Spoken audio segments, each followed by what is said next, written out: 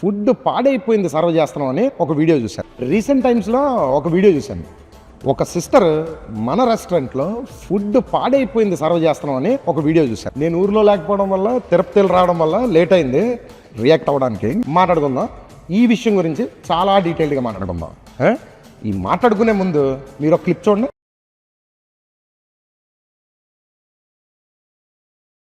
Array మళ్ళీ చూపించరా. Food బాగోకపోతే ఇలా అనాలి కానీ ఇలా అంటున్నారండి. ఫుడ్ నచ్చకపోతే ఫస్ట్ ముద్దలోనే తెలుస్తుంది, మొత్తం తినేసిన తర్వాత తెలియదు. మొత్తం తినేసి ఇది పాడైపోయింది చికెన్, ఇది ఎలాగైపోయింది అలాగైపోయింది అని చెప్పంటే మరి ఎలాగెందుకన్నారు, ఇలా ఎందుకన్నారు? తినేసి అసలు ఆ రోజు ఏం జరిగింది అన్నది మా కెప్టెన్ వీరబాబుని అడిగే తెలుసుకుందాం. వీరబాబు ఒకసారి నువ్వు వెళ్ళరా. వీరబాబు, అసలు ఆ రోజు ఏం జరిగింది? ఆ రోజు 8 to 8:30 సరౌండింగ్లో మధ్యలో వచ్చారు సార్.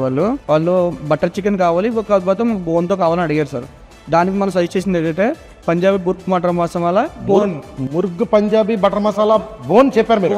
వాళ్ళు బటర్ చికెన్ అడిగారు, మన దగ్గర బటర్ చికెన్ బోన్లెస్ ఉంటుంది కాబట్టి ముర్గ్ పంజాబీ బటర్ మసాలా చెప్పారు. సేమ్ బటర్ చికెన్ కాంబినేషన్ లో బోన్తో కావాలన్నారు సార్. స్టార్టర్స్ అన్ని బాగున్నాయి అన్నారు సార్, నాన్ బాగుందన్నారు, టేస్ట్ బాగుందన్నారు సార్ ఫస్ట్ అడిగితే. తర్వాత స్టీవర్డ్ని పిలిచి చెప్పారు సార్, నన్ను పిలిచారు, నేను వెళ్ళి మాట్లాడాను. ఇది చికెన్ స్మెల్ వస్తుంది, టేస్ట్ చూడండి అన్నారు సార్.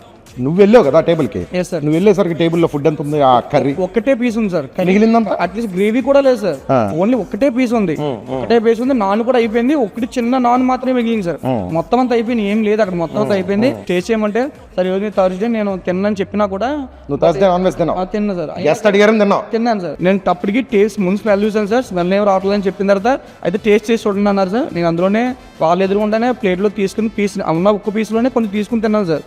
టేస్ట్ అంతా బాగుంది, ఏం ప్రాబ్లం లేదని చెప్పాను. అదే వీడియోలో నాకేం కనబడింది ఏంటంటే, నేను అడుగుతున్నారు వాళ్ళు ఎలా ఉందని. బాగుందని నువ్వు చాలా కాన్ఫిడెంట్ గా చెప్తున్నావు.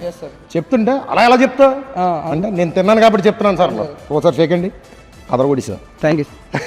కేవలం వ్యూస్ కోసం ఇక్కడికి వచ్చి ఏదన్నా తేడాగా మాట్లాడితే వ్యూస్ వస్తాయి, కొంతమంది ఫాలోవర్స్ వస్తారు.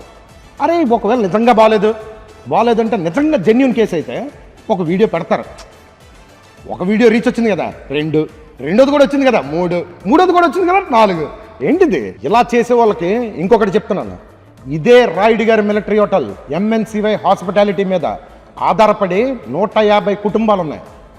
అంటే మీకే ఎటకారంగా మీ వ్యూస్ కోసం, మీ ఫాలోవర్స్ కోసం ఇలాంటి కష్టపడి వాళ్ళ మీద ఇలాంటివి చేస్తే ఎవరో టాలరేట్ చేయరు.